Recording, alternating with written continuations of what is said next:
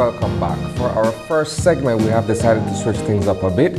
We have been joined in studio this morning by economic and financial consultant Ramil Arana, and he's here to talk to us about the economic value versus the symbolic value of Belizean currency. Good morning, my brother. Good morning. Nice to see you all this morning. It's always nice to be here. Nice. So, a lot of us, and I say that from the point of view of the layman, the everyman, believe that with this spending change, where we're going from the Queen's face on our Belizean dollar to our Belizean heroes, which would include George Price and Philip Goldson, that change, in essence, precipitates a devaluation.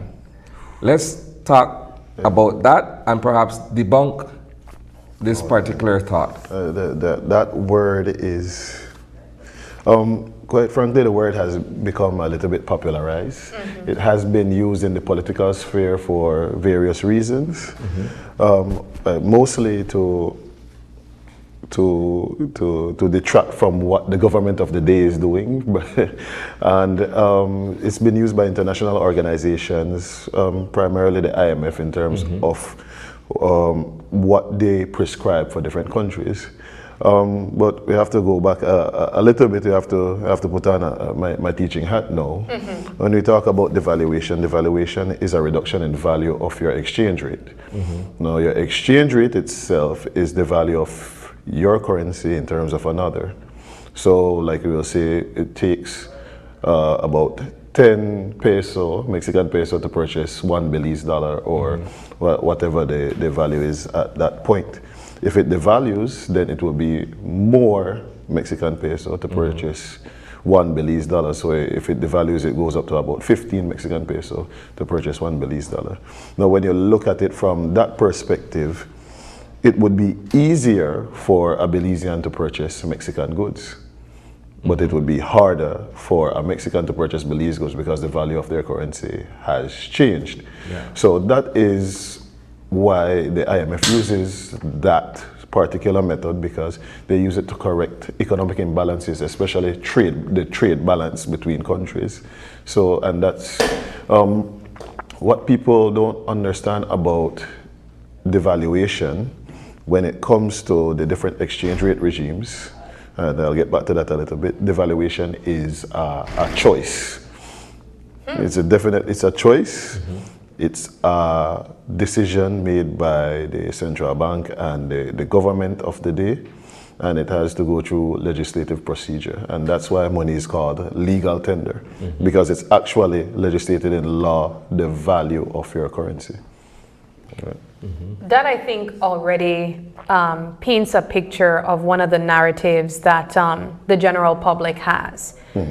It's that we do not have control over the value of our dollar. Is this something that you would have heard? Oh, I've heard the sentiment, and like I said, it's been used in different spheres for different reasons. Now, like I said, I started off talking about the exchange rate. Then there's different things like an exchange rate regime. You have different, it's a spectrum of different regimes that you could have between a free floating exchange rate regime and a fixed exchange rate regime. Now in Belize we have a fixed exchange rate regime. So the value of our currency is tied to the US dollar, and it has been since around it has before 1976.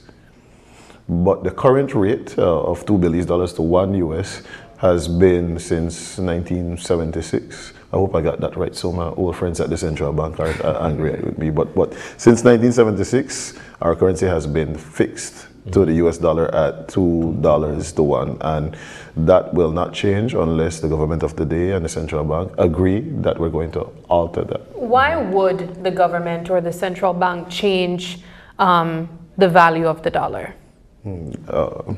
This is exactly the way I felt the conversation working out in my mind. The whole idea is how you maintain an exchange rate peg. So you maintain an exchange rate peg by carrying a value of foreign currency within the system. So there's different ways of measuring it. You measure your foreign exchange to GDP. There are things called the external asset ratio, which I believe the prescribed threshold is 60%. But the idea is to maintain a healthy pool of foreign exchange, so you can afford the different items. You can afford the medicine. You can afford the gasoline. You can afford which people might not understand, but you have to pay foreign exchange for the internet. You have to pay for different chemicals that BWS use, so you need the foreign currency for your essentials. When that foreign currency is depleted, then you might have to look up and make the decision and say, you know what, I might need to devalue my currency in that case. Go ahead, sorry. But currently, and again, I want to reassure the people that there is a healthy stock of foreign exchange within the country, about 1.9 billion, about close to $2 billion right now. And those manage all of our activities. The government has, we have a dual system in Belize. The government has a percentage of that, and the commercial banks. The commercial banks manage the everyday needs of the people, including the imports and all of these things. And the central bank manages the foreign exchange needs of the government. Let's step back a bit and allow me to ask you this question. What is the process like, to the best of your knowledge, of transitioning from one family of notes to another? So for all these many years, we're used to the Queen on the Belizean dollar. Now we're moving to our Belizean heroes, so to speak. What is the process that entails? Well, again, you have to make the decision at the central bank and the government level. They have to coordinate and say, all right, we're making that decision. Throughout our history, there's been various changes made to the notes. In the earlier days when it was British Honduras, and then we became Belize, they had to change because we are now Belize, so they had to take some of those old notes, well, not the old notes, because they used the same design at that time, and then they just renamed the country Belize. Then when there are different instances, like there's changes in the central bank governor, there's changes in the financial secretary, the signature on the notes need to change. There was change in the notes for people who are as old as I am. You remember pre-1990s, there was a different set of notes, including a $1 bill, a green $1 bill, and there's different design on those notes. Those were changed in the 90s. And they changed notes for different things like security features. So in 98 and I think 2003, I think the central bank did make changes to allow to try to stymie the efforts of the counterfeiters that may exist in the world. So there have been changes made to the notes over the years. It's just not as marked as this one. Now, in this instance where there is a death of a monarch, we can't simply continue to print the currency with a deceased queen on it. So a change could be made. We could have used another monarch in the king, but we chose to go. Perhaps we chose to go a different method. We chose to go the method of Jamaica, which uses that same methodology and honors their local heroes. I think Trinidad also implemented a similar concept in having the steel pan as a part of their note as well. But one of the questions that a lot of people are also asking is, will this cost the country to design this entire new note and print the note? Well, everything has a cost. That's not a key. It's always going to be a cost that's incurred when you're doing these types of things. In fact, you're charged money to print money. If everybody has any type of bills in their hand right now, if they look at not the side where the queen is on the flip side, there's a company that actually prints notes. This is the mint, right? Yeah, well, not necessarily the mint. There's a company called Delarue. They're the printers of the currency. So there's a charge to print notes, and rarely enough there's a profit made off printing of notes. But this is all done externally? It's all done externally. It's all done externally, and then the different currency is shipped here to the country, and it's maintained in secure locations.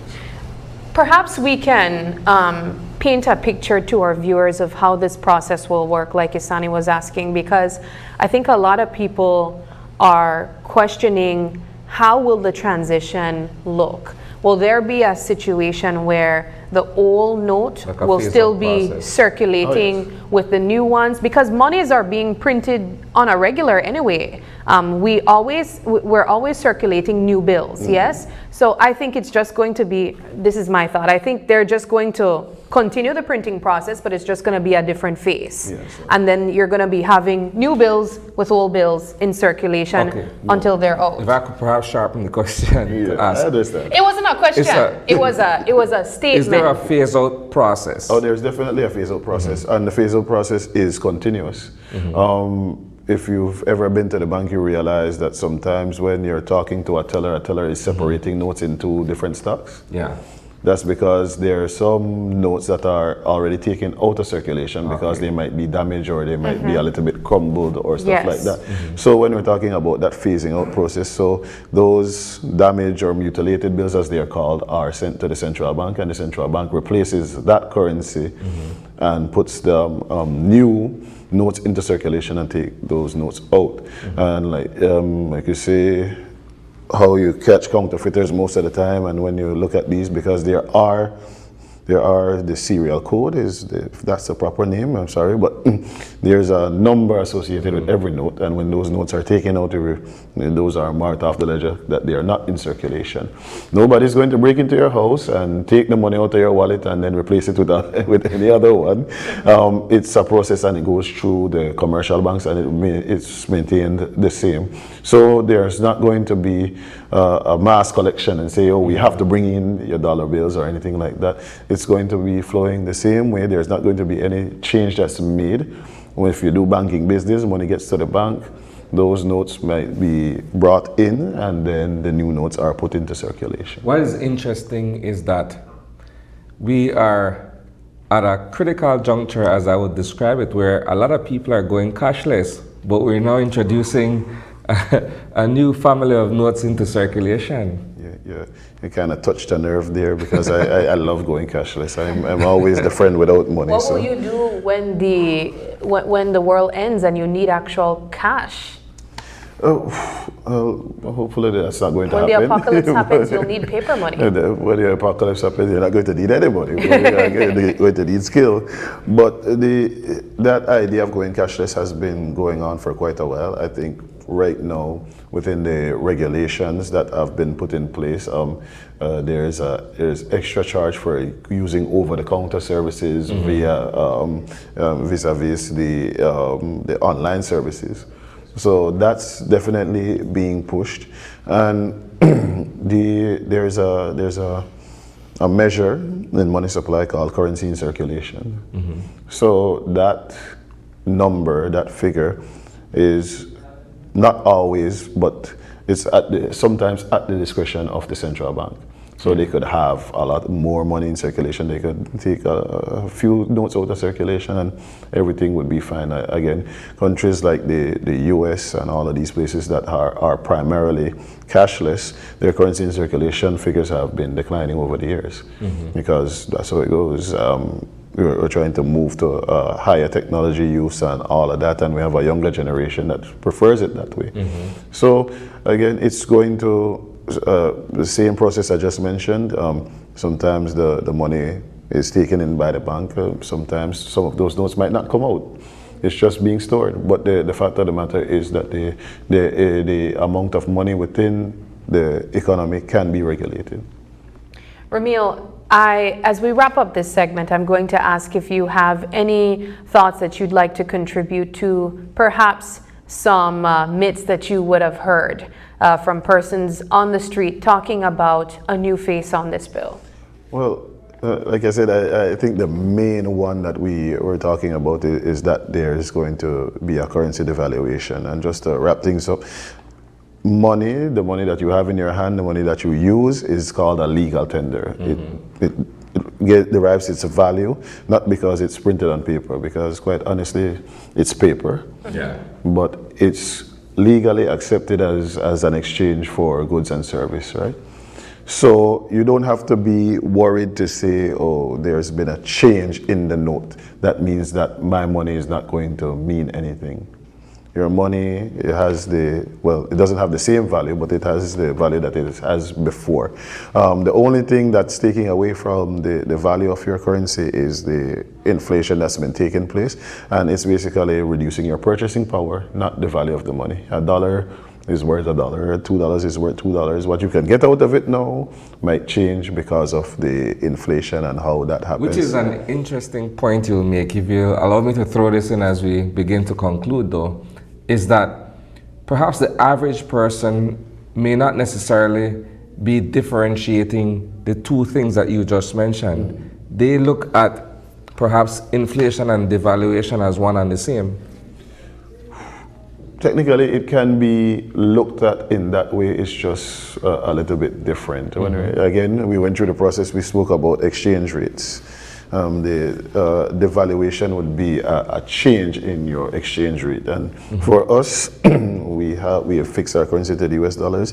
It would be saying like, okay, your currency is now worth $3. It's Belize dollars to buy $1 US.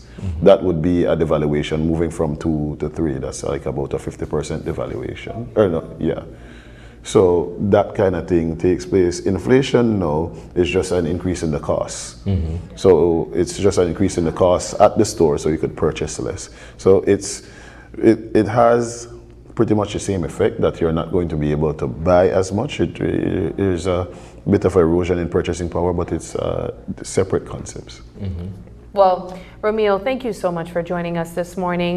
This has been quite an educational segment. I'm hoping that viewers who might have had concerns about this particular change in our face of the Belize notes can now be reassured that these are simply incorrect thoughts that they would have had. Thank you so much for joining us, and we hope to have you back again very soon. There's no problem. I always love to be here, and I felt like I was back in the classroom again as a lecturer. We are students of you, you know. It feels good to share the knowledge. Yes, wonderful. We are going to take a quick break now, and when we come back, the conversation switches into mental health awareness and how you can care for your mental health. Stay with us. We'll be right back.